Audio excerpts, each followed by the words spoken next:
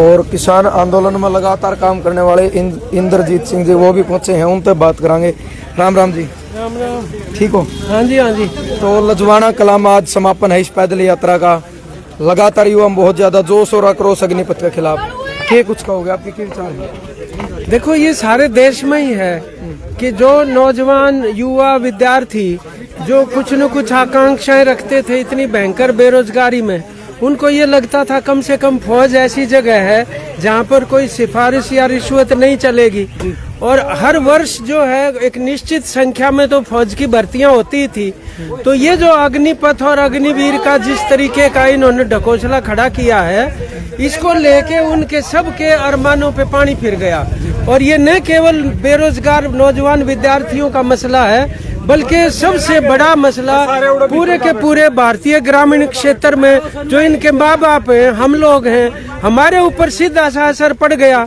क्योंकि वही आस लगाए बैठे थे आने वाली औलादों से कि भाई ये जो है कहीं ना कहीं ठीक जगह का सम्मानजनक रोजगार मिल जाएगा और हमारे भी बुढ़ापे का सहारा बनेंगे। उनके ऊपर भी बहुत बड़ा कुठाराघात हो गया। तो पहले ही कृषि संकट इतना गहरा है, आप लोगों ने देखा किस तरह से 13 महीने तक आंदोलन चला था, तो बॉर्डरों पे जाके बैठ गए थे। और अब जो ऊपर से जो इस किस्म की बात आई है, तो निश्चित रूप से ये सारे देश का मसला है और देश की सुरक्षा से भी जुड़ा हुआ मसला है। सरकार तो इसके लगातार फायदे गिनाने लग रही है कि अग्निपथ के बहुत ज्यादा फायदे हैं। नहीं, अगर बहुत ज्यादा फायदे थे तो इसके ऊपर बहस करवानी चाहिए थी देश में। गुपचुप तरीके से ऐसे घोषणा करना ये तो उचित नहीं। लग जाता साल 6 महीना, फौज के बहुत बड़े बड़े रिटायर जनरल और एक्स सर्विसमैन है, वो बताने लग रहे कि कितना घातक सिद्ध हो सकता है। तो उनमें भी बहस हो जाती पार्लियामेंट में, असेंबलियों में, लोगों के बीच। भाई तुम इतना दूरगामी प्रभावों का जो फैसला लेने जा रहे हो, उस पे तो राष्ट्रीय बहस छिड़नी चाहिए ना। लेकिन ऐसा तो कुछ भी नहीं हुआ। ये तो एक तरफा तौर पे वही है, जैसे मन की बात कहते हैं, वो अपनी एक तरफी कहे जाओ, देश की तो सुन नहीं रहे। तो जब लोकतंत्र की खात्मा होने लगता है, तब इस प्रकार के निरंकुश फैसले एक तरफा लिए जाते हैं। युवा इस भर्ती में जाने थे, लेकिन युवा इस चीज पर नाराज है। तो कोई पहले इसी चीज भी सरकार ने करनी चाहिए थी। भाई एक सर्वे हुआ जिसमें युवा का पता लगा कि वो चाहते हैं, युवा तो खिलाफ। देखो, बात ये है, अब वो जितने फायदे गिनाते हुए हरियाणा के मुख्यमंत्री भी कह रहे हैं कि हम इनको प्राथमिकता देंगे। वो महिंद्रा एंड महिंद्रा कोई है उद्योग, वो कहते हैं हम प्राथमिकता देंगे। लेकिन सच्चाई की बात तो इनके मुंह से ही निकल गई। बीजेपी के एक नेता ने ये कहा कि भारतीय जनता पार्टी के दफ्तरों के अंदर हम इनको प्राथमिकता देंगे गार्ड लगाने के लिए। सच्ची बात तो ये है, इससे ऐसे लगता है कि सरकारी खर्चे के ऊपर हिंदुस्तान के नौजवान को ये जो कारपोरेट सेक्टर है, अंबानी अडानी, इनके जो प्रतिष्ठान है, उनके ऊपर चौकीदार लगाने के लिए तैयार किया जाएगा, ये बात है। तो अगर इसके फायदे होते तो ऐसे बैकडोर से छुप छुप के करने की जरूरत नहीं है।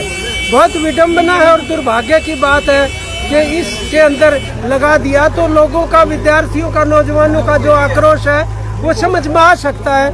इसीलिए आज ये एक पंचायत जो है तालू गांव, जहां हमारे एक बच्चे ने खुदकुशी कर ली थी इसी बात को लेकर, और ये जो लजवाना कला है, यहाँ के भी एक नौजवान ने खुदकुशी कर ली थी, तो वहाँ से चल के पैदल यात्रा आज यहाँ पर पहुँची है।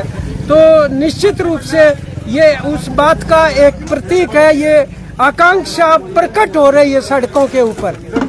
कुछ ऐसा भी लगा अपने कि 15, 16, 17, 18 3-4 दिन युवा मतलब सड़क पाए प्रदर्शन करे। उसके बाद जो बयानबाजी हुई, जनरल साहब ने भी कहा भाई वो अग्निवीर नहीं बन पाऊंगे जो प्रदर्शन करेंगे।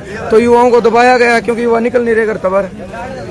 ये कोई संगठित नहीं थी नौजवानों की फौज, किसान तो संगठित थे।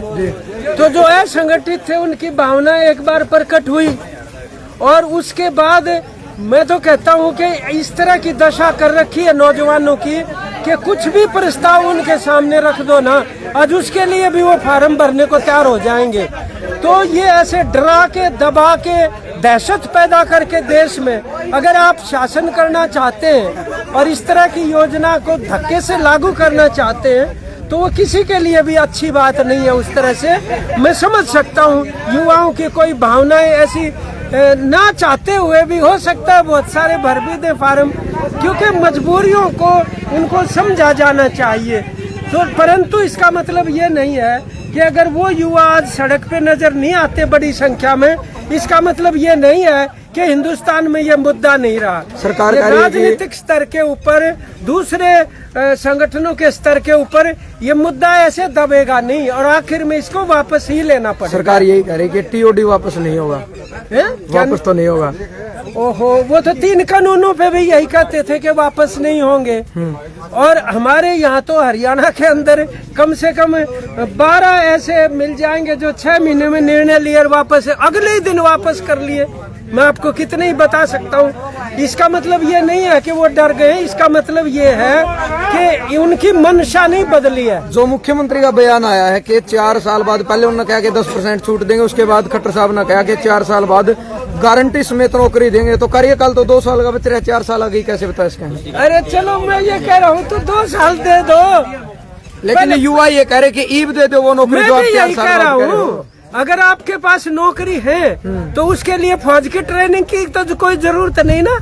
हरियाणा की सिविल की नौकरी तो वैसे ही लगनी चाहिए बिना फौज की ट्रेनिंग के। तो कुछ न कुछ 10-20 हजार लगा के तो दिखाओ, ताकि उनका भी यह बात जच जाके जो वो कह रहे उसमें तथ्य है। मतलब तो खाली जुमला नहीं, जुमला नहीं, मतलब झूठ बोलने का इतना बड़ा कारखाना है ये। भारतीय झूठ पार्टी है ये, बीजेपी नहीं है। तो इनके धंधे इसी तरह तो सत्ता में आए थे। ये कोई आश्चर्य नहीं होता हमें जब ये झूठ बोलते हैं। तो झूठ बोल के ही राज ले रखा है, तो उस काम को ये छोड़ नहीं सकते। अब तो जनता को ये अनुभव हो गया कि इनकी किसी बात के ऊपर विश्वास नहीं किया जा सकता। ये स्थिति है। बहुत बहुत धन्यवाद आपका। कुछ युवा साथी हैं भाई, क्या नाम अपना? रिंकू भाई। रिंकू, गाँव कौन सा? लजवाड़ा कला, फतेहगढ़ भाई। अच्छा, फतेहगढ़। तो आज की महापंचायत है और तीसरा दिन है पैदल यात्रा का। अग्निपथ का बारे में आपकी क्या राय है? कुछ नहीं भाई, सब तो पहले दया करेंगे ये जो मीडिया नहीं बड़े बड़े सब तो बड़ा प्रमोट ये करे सरकार का, मोदी सरकार का। धर्म का नाम भटकावा सब ने, हिंदू मुस्लिम लड़ो, रोजगार की कोई बात नहीं ठान दी। 5 साल तो ऊपर हो लिया इस सरकार ने। जिस दिन रोजगार की बात ठान ला जाएगी जब देश सही हो सका। इतने सरकार इसके फायदे गिनाने लग रही। रिंकू, आपने के फायदा लगा? ईमानदारी तो बताना, कोई फायदा लगे इसका? फायदा तो भाई 3 साल 4 साल बाद मेरा पाटेगा सही, तो क्या फायदा क्या नुकसान है? नहीं, मतलब 4 साल के लिए फौजी बनाना कितना सही मानो आप? कितना सही मानना भाई आप नु कैसे कहीं जो होया सब तो बड़ी गलत तो यह है। जो 2 साल तक बड़ा तैयारी में थे, पेपर भी हो रहे थे भाई, फिजिकल भी करे बैठे थे, उम्र भी जा ली, उनके खातर तो सब तो गलत होया भाई। वो बिल्कुल है, कोई बिल्कुल गरीब बालक थे भाई। वो दूसरा उधार लेकर रुपये देकर अपने न करने लाग रहे थे भाई। तैयारी करें, तैयारी उनका गिलो कर दिया, उनका कौन जिम्मेदार होगा भाई? फौज की तैयारी हो बालक करा भाई, गरीब नेता का बालक कोई ना करेगा तैयारी। अरे सीधी सी बात है, ये तो गलत है भाई, यह बात है भाई। चलो रिंकू का बहुत बहुत धन्यवाद। लाइव